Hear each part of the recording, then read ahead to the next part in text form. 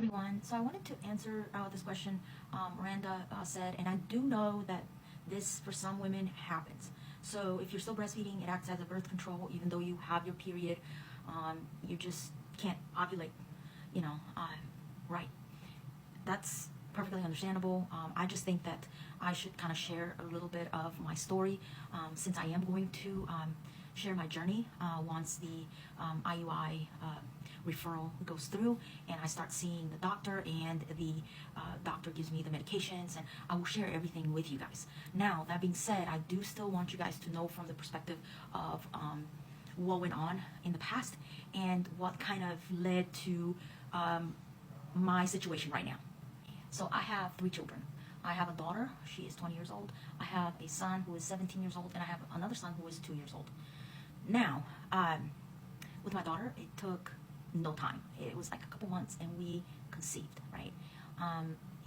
She was born on November 2003, and you know, everything was normal. I breastfed her. I breastfed her for quite a long time.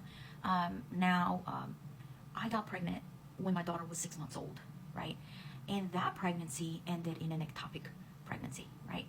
I started having really bad issues, right from the start, really. At first, they didn't know. They were doing ultrasounds. They were saying you're either miscarrying or you have an ectopic pregnancy, but we don't know where exactly it's at, so we can't act on it if you do have an ectopic pregnancy. Now, this was in the military, right?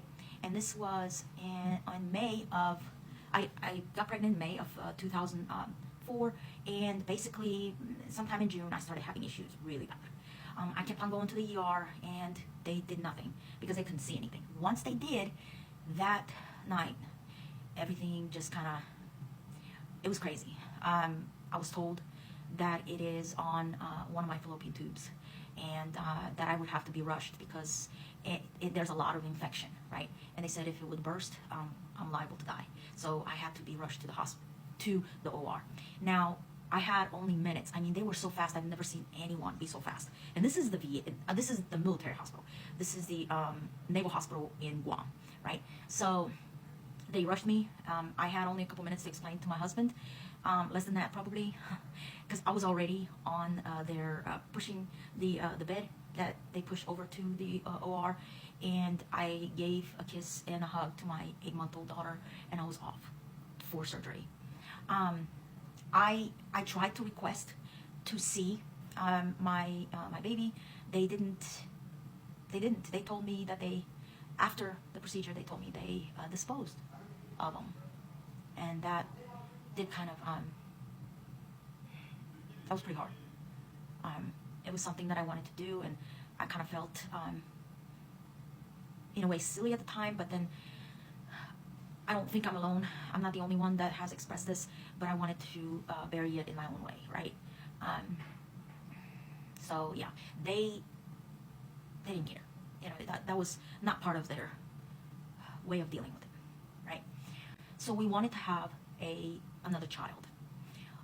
We were told right after the procedure that if I'm able to conceive, and they were telling me at this point, it's like, oh, your fallopian tube was removed. So only one fallopian tube was removed. Little did I know, and just hear me out, I didn't know up until a couple weeks ago that even my ovary was removed. The military hospital didn't even tell me that, right? They told me that in my record, I didn't really think about looking because I do have my record. I didn't think about looking. But in my medical record, it stated that basically I was bleeding into my ovary and they had to remove it. So they said you probably would struggle having another baby.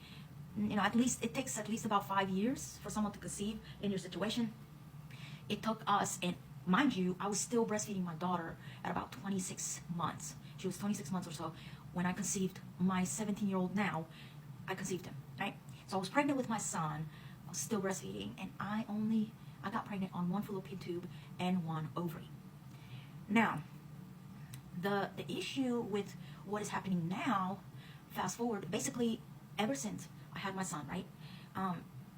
After I had my son, I didn't get pregnant for like 10 years. Nothing happened, right? So I was like, well, I'm in my late 30s. I don't want to have another one. It would be super hard for myself. So I got on birth control. Now, 3 or 4 years later, I got pregnant with my 2-year-old son, right? So now there's a huge gap between my first 2 kids and my 2-year-old son. And after I got pregnant, when I came to labor and delivery, I labored for over 20 hours. And the turn of events, I'm not going to go into detail about that, but this was an emergency C-section that I had with him. So he came by a C-section, and as a result, I found out 4 months later, the VA did an ultrasound where they pushed dye up my cervix, and they saw one of my tubes, because it didn't go up, it just went a little bit, and she said, this is the one. I can tell, because it kind of stops there. I can tell which one it is gone.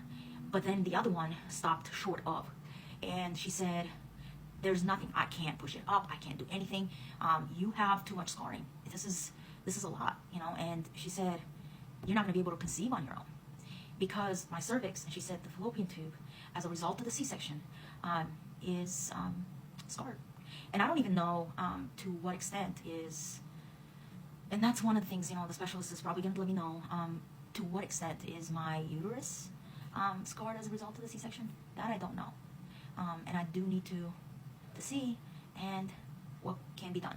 That's one of the reasons I said wasn't sure in one of my videos where whether the procedure was supposed to be done for scar repair first and then that, or if I can just bypass the scar procedures.